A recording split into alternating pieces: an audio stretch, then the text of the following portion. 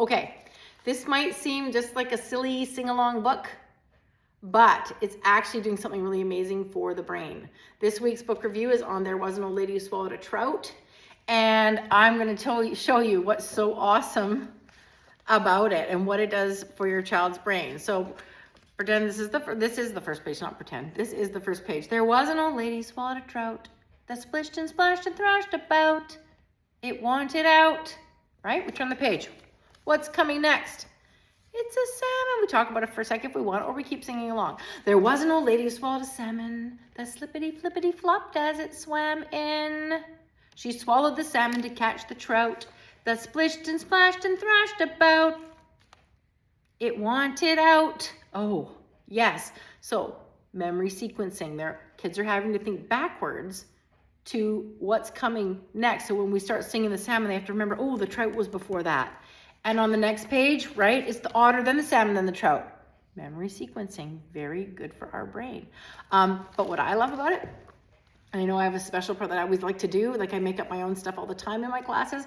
With this one in 3 to 5s, or in like say toddler group, like there's parents and kids, I will get them to do, I'll be like, hey, I'll sing it, you sing the part, it wanted out, right? So every time I sing something, there wasn't a lady who swallowed a seal. She let out a squeal when she swallowed the seal, right? She swallowed the seal to catch the otter. She swallowed the otter to catch the salmon. She swallowed the salmon to catch the trout that splished and splashed and thrashed about. What, parents and what, kids?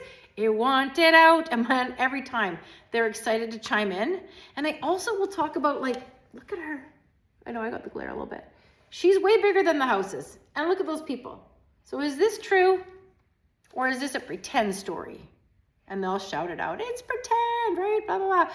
And I'll be like, right, so it's called fiction. Fiction is not real, right? This is a fiction book. It is pretend.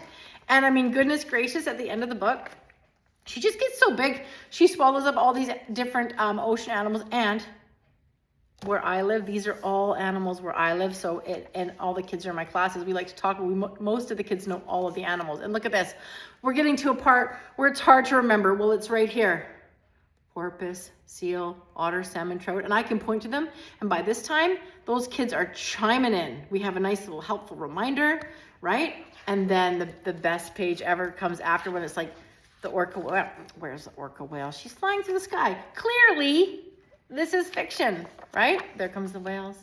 She gets so full that she wriggles and wiggles and jiggles, and she swallows up that ocean, and then she ends up puking. I call it puking at the end, like the kids are all giggling. It's hilarious. And I'm like, good thing she spit that out, because I love the ocean where I live. She can't take all the water off our earth, right? This book is a brain powerhouse. There's rhyming, patterns, brain sequencing, all this stuff that is important for little children's brains to learn and grow. Like and subscribe, and I'll see you next week for my next book review.